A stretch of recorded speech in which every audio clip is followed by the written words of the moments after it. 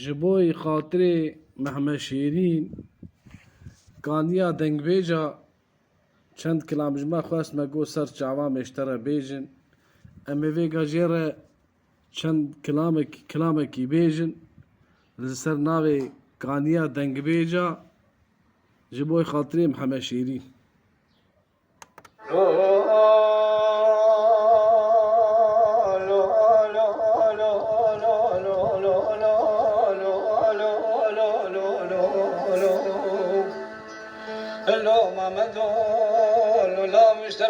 شرق قال ما شيف وقال قال ما قوي نوالا خليلوكي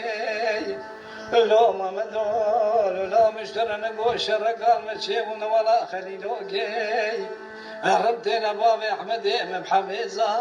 قلتنا بابي احمد فناني طاوية بيتينوكي برخوي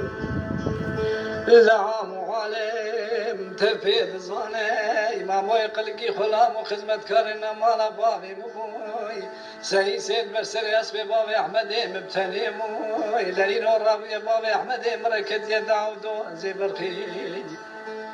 بير دعو دوزي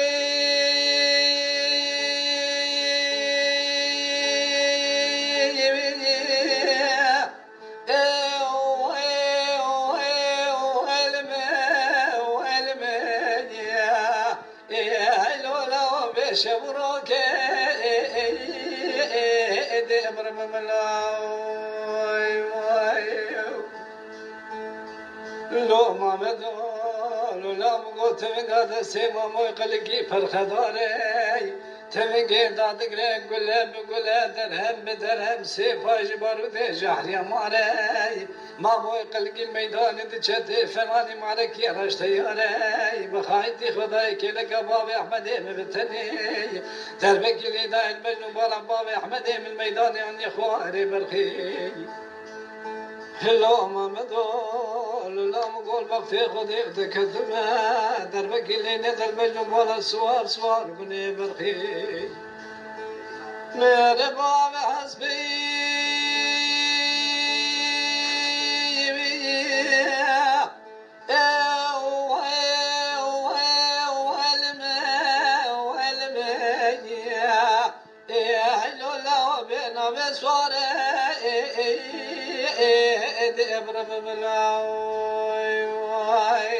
ناوی کانیا دنگ بیجا